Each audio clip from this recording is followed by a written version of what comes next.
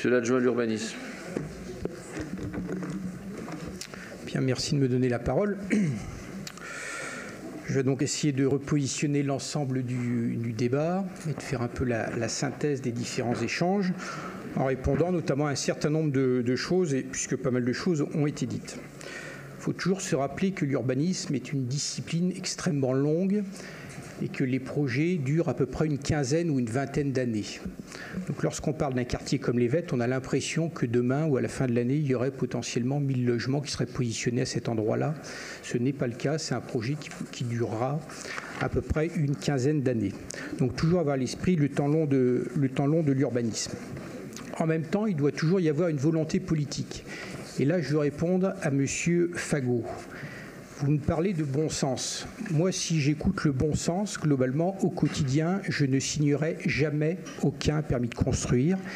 J'ai une évolution fondamentale de notre société, c'est que je constate que nos concitoyens ne souhaitent pas voir leur environnement proche être modifié au nom de l'urbanisme. Sur tous les permis, à chaque fois, quasiment, j'ai des recours gracieux arguant de tel ou tel paramètre. Et j'ai même reçu dans mon bureau récemment un monsieur qui m'expliquait qu'il ne comprenait pas pourquoi, globalement, j'allais faire venir une trentaine de logements dans son proche voisinage. Sauf que ce monsieur-là, il y a 30 ans, lui-même est devenu le voisin de gens qui, eux, étaient là il y a 50 ans. Ah oui, c'est ce que je disais. Et donc, si je rentre dans ce raisonnement-là, eh bien, on ne construira strictement plus rien sur la ville de Besançon. Ce qui ne veut pas dire, globalement, qu'il faille faire n'importe quoi.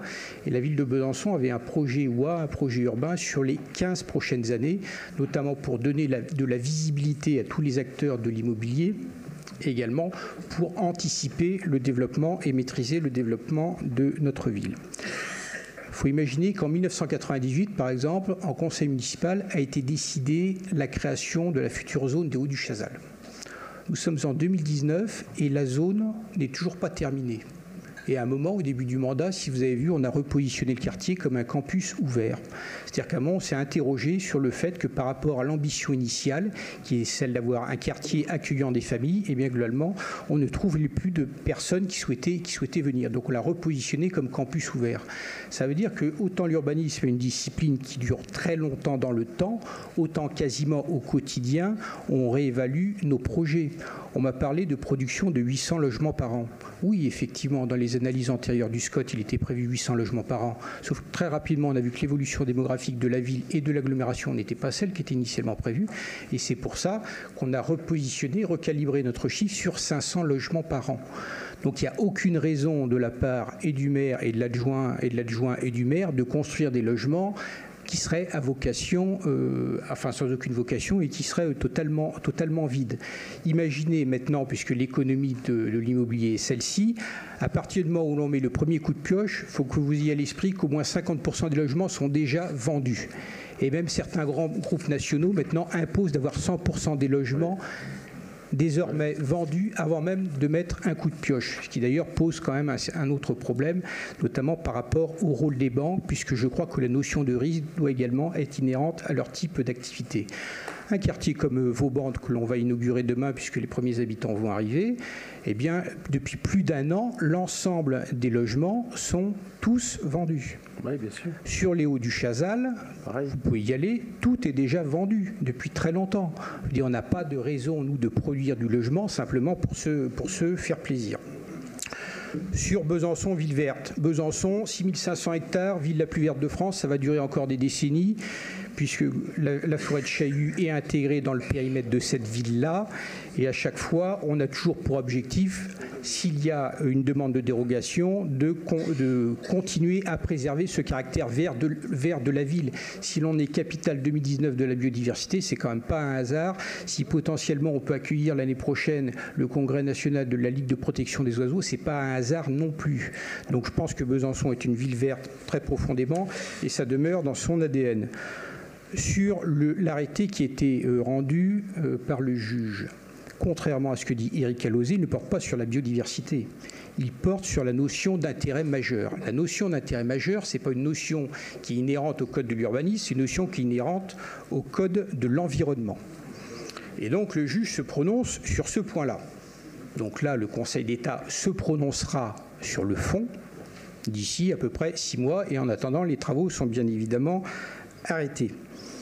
Donc la décision peut apparaître surprenante, mais enfin c'est la décision du juge, nous on l'applique. C'est vrai qu'il évoque des notions de démographie.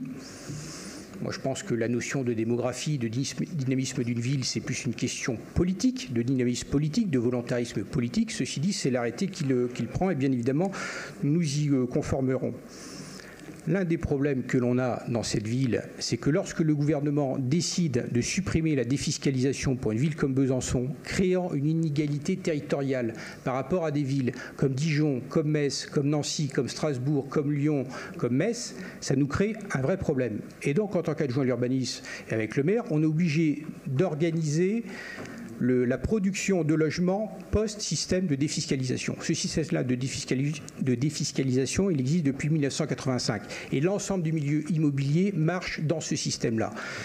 La ville de Besançon ne sera plus défiscalisée. Inégalité territoriale, sauf que visiblement, d'ici 2021-2022, l'ensemble du système de défiscalisation tombera pour l'ensemble des villes françaises. Ça ne nous arrangeait pas. En plus. Ça ne nous arrange absolument pas, sauf peut-être pour des villes sur lesquelles la tension est vraiment très particulière, comme Paris ou l'Île-de-France. Mais donc, ça veut dire qu'il nous faut dès à présent imaginer un système post-défiscalisation. Et ça, c'est extrêmement compliqué. Ça veut dire aussi qu'en termes de coût de sortie au mètre carré sur la ville de Besançon, on est quand même parmi les villes qui sortent des prix au mètre carré parmi les plus chers de France. Il y a un manque de concurrence au niveau local. Je l'ai dit de manière extrêmement claire aux acteurs de l'immobilier il y a un mois, et j'espère qu'ils ont compris le message.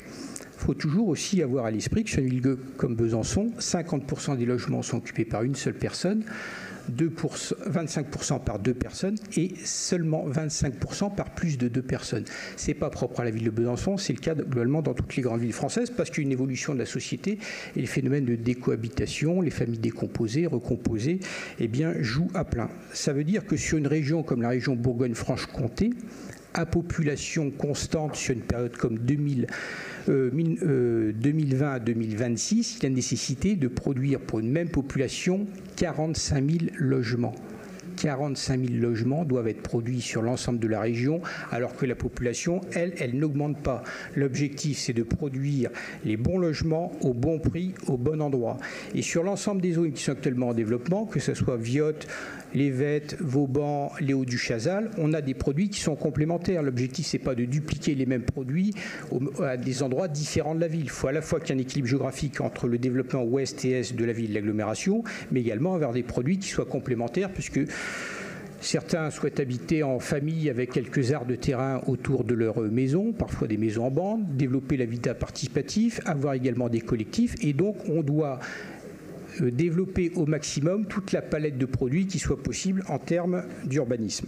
Et la ville est totalement dans son rôle d'aménageur, si elle ne le faisait pas, mais ça veut dire qu'elle laisserait totalement la place au privé.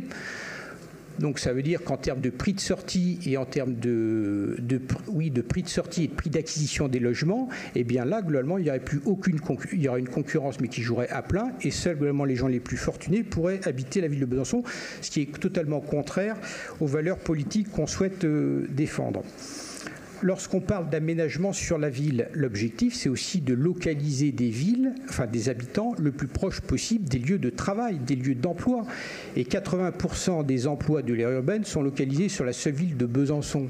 Donc laisser des personnes aller habiter en Haute-Saône, chez nos amis du pays de Quingé ou bien à Frézan, ça pose problème et jamais l'opposition ne pose la question aux maires de ces communes-là, c'est comment les maires gèrent ces nouvelles populations qui très souvent souhaitent avoir les mêmes avantages que sur la ville de Besançon en termes d'équipement, de salles municipales, d'activités sportives, etc., etc., sans parler de l'aménagement que nécessitent toutes ces zones en termes d'assainissement, d'eau, etc. Donc pour répondre à Pascal Bonnet, ce n'est pas un pari au doigt mouillé que l'on fait sur l'accueil de nouvelles populations, c'est le fait simplement pour maintenir la population de la ville de Besançon, il faut produire 500 logements par an. Et c'est une volonté politique. Alors après, on peut être contre. Certains, peut-être ici, souhaitent que la population de la ville de Besançon diminue. Nous, ce n'est pas notre cas. Au minimum, il faut que cette population demeure la même. Et donc oui, il y a un volontarisme politique sur le fait de préserver à minima la population de cette ville-là. Et donc dans le développement d'un écoquartier, il y a à la fois un aspect environnemental et il y a à la fois un aspect social. Tout à chacun qui souhaite habiter la ville de Besançon doit pouvoir le faire suivant ses moyens. Sur la vacance, donc la moyenne nationale est aux alentours de 8-9%, et c'est également le cas de la ville de Besançon, ce qui n'est pas le cas de certaines autres villes. Je cite quelques cas, Montbéliard 11,4, Nancy 11,6, Mulhouse 15,6, Limoges 8,9, Dijon 7,6. Donc ça veut dire que la vacance sur la ville de Besançon n'est pas supérieure globalement à celle d'autres villes, on est globalement dans la moyenne. Par ailleurs, si vous interrogez des agents immobiliers sur la ville de Besançon, ils vous diraient qu'en même temps, il y a un vrai problème, c'est qu'il n'y a pas de biens à louer sur la ville à l'heure actuelle. Et donc, très rapidement, on va se retrouver en situation de crise parce qu'on n'est pas capable d'offrir des logements à la location. Sur le logement locatif social, sur la ville de Besançon, actuellement 31%. La loi était à 20% et elle est ensuite passée à 25% lors du quinquennat de Hollande. Étant donné qu'on est considéré comme un secteur plutôt détendu, la règle des 20% s'applique toujours à nous. Et donc nous, actuellement, on est plutôt à 31%. Donc on est largement au-dessus de ce que préconise la loi. Sur la notion d'écoquartier. La notion d'écoquartier n'est pas une notion que s'auto-attribue la ville de Besançon. C'est délivré par le ministère de l'Environnement. Il y a 4 étapes, il y a 20 critères qu'il faut globalement respecter. On est sur l'étape 2. Et puis enfin, pour revenir sur le quartier des Vettes, comme tout projet, je le disais au début de mon propos, le projet, bien évidemment, évoluera. Le fait, par exemple, de voir évoluer la part du logement social, du logement abordable, de 15% à 30%, ça c'est une possibilité pour la ville. Le fait de localiser de manière pérenne l'activité des micro-fermes byzantines, ça c'est une possibilité pour la ville. Le fait de prendre en compte au cours de ces 10 ou 15 années l'évolution de la population et de la démographie, là aussi, ça peut rythmer à la baisse plutôt la production globalement du logement sur l'ensemble de la ville. Donc ne croyez pas qu'un projet est définitivement bouclé à partir du moment où il était présenté en conseil municipal, parce qu'au quotidien, et les services, eux, le savent bien, eh bien, il faut constamment revoir notre copie. Moi, je suis incapable, par exemple, de vous dire à quoi ressemblera le futur quartier des 408. Ce que je sais, c'est que les déconstructions seront terminées en 2022. Ensuite, il y aura nécessité effectivement de réaménager ce quartier-là. Mais ça sera en fonction de l'évolution de la population. Donc l'urbanisme est une science extrêmement dynamique, mais c'est également une science extrêmement longue. Et donc, bien évidemment, les projets évolueront comme cela a toujours été le cas dans la ville de Besançon.